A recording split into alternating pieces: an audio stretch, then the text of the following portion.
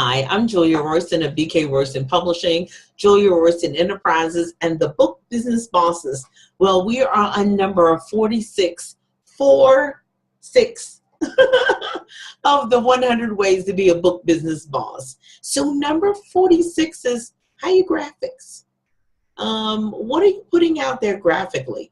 Now, there is so much software. There's apps on your phone. There's Canva. There are people that are graphic designer and graphic artists. Start following people that you like their graphics. Now, you may need some pricing. I do the same thing. So how much do you charge for a graphic for social media?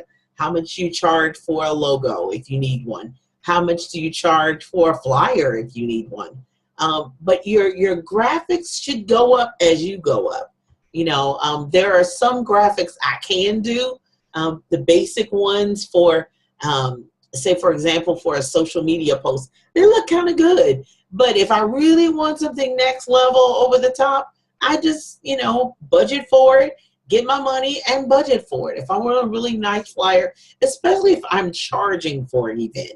Now, if I'm charging for an event, $20, $40, $100 to get in, and I shouldn't have poor graphics, because I should be pouring making an investment to grasp an audience who is, how do I say this discreetly and nicely and politically correct, who is in that market for those level of graphics. So if you're charging $97 and you did the graphics yourself, if you're a graphic designer, that's great. But if you're not a graphic designer, that says something about you to be charging top dollar, but you're not willing to invest in yourself. Why? Because that says something not only about you, but it says about your event.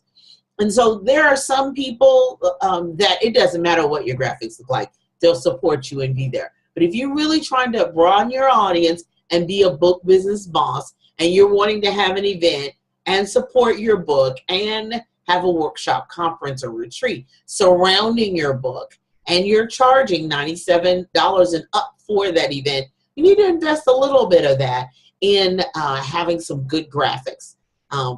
For a social media post, they should be all stretched, and well, you know what looks good and what doesn't look good, because it appeals to your eye. As soon as you see it, you know it. You say, "Ooh, who is that? Ooh, what they have it? Ooh."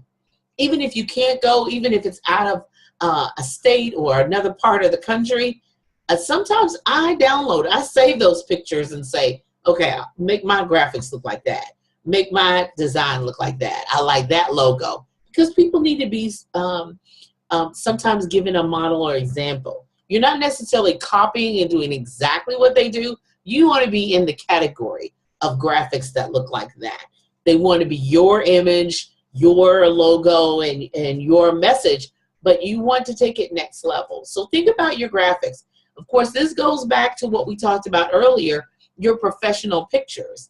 Sometimes you have to invest in pictures, just like I invest in covers. Being able to do covers myself, great. I used to do that early on, but as I continue to grow and the demand of my client and the demand of myself continues to grow, I realize I have to invest in the professionals. So look at your graphics, think about it, determine where you want to go. Determine also the audience you want to attract, who you want to actually come. Now, that doesn't necessarily mean they have to be millionaires or billionaires, but people still, they're critical about where they go. Did you see that flyer? Did you see?